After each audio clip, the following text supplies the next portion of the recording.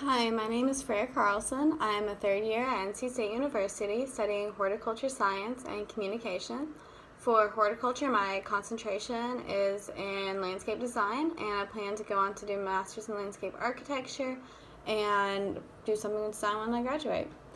Other than design, I've also been fascinated with carnivorous plants over the years, which is why I chose to do my project on Rhizoctonia solani and how it affects Sarracenia, or pitcher plants as many people know them by.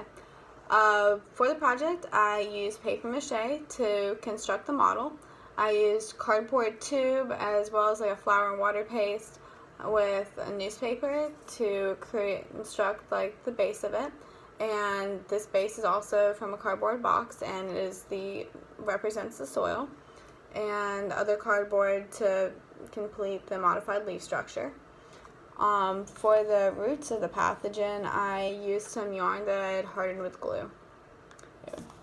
I chose to do this pathogen because it is a widespread pathogen. It doesn't affect just carnivorous plants, but it also infects wide range of cash crops such as like wheat, and it can affect corn, rice.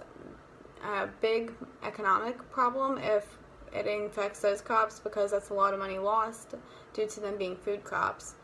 It's not as big of an economic issue if it infects carnivorous plants, but growers in niche markets such as like some nurseries and specialized growers and can be affected if the carnivorous plants are infected, because most of the time, by the time the pathogen is noticed, that's when it's in foliar damage stage, and it's just symptoms because there's no root structure able to support it anymore, since it spreads from the roots up the plant, and you cannot treat it at that point. And an example that I have, I was illustrating this point by the damping off, which is what's happening with these roots. I didn't show any foliar damage because of it starting in the soil, and I wanted to emphasize that. And it also infects seeds, and it can infect them to the point where they won't even germinate. And these, you can see like they're dark because of the necrotic growth that has formed due to the pathogen making its way through the plant tissues, where it will kill the plant, and then it will make its way up the phloem, and that's when you start seeing foliar damage eventually. For an example like real life plants, here's what healthy roots would look like without any of the pathogen, and then here would be the change. Through here you see like necrotic growth through the lesions, and it's starting to make its way up. So you see how these are like wider right here, and it's becoming darker as the pathogen makes its way up.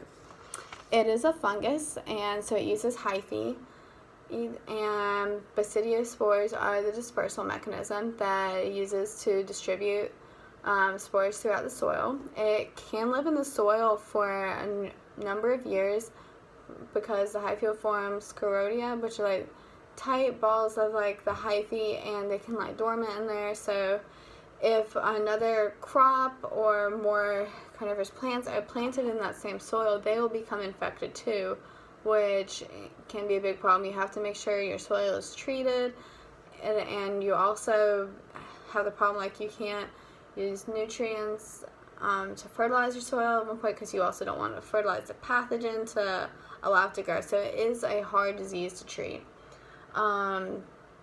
And that's why I chose to do this, because of all of the possible economic, socioeconomic, and ecological effects it can have on the growers and the plants. So, and also since the pathogens do like high heat, humid environments, that makes carnivorous plants an ideal host for them. Since carnivorous plants live in boggy climates, and so there's already a lot of water and moisture there with the high heat, and in other environments it's more likely to become a problem in the summers because they're no longer dormant and will spread up through the plant and infect it. And Oftentimes, once the plant's infected, you will have to just remove the plant because there's no other way to treat the plant. So, and thank you for watching my video.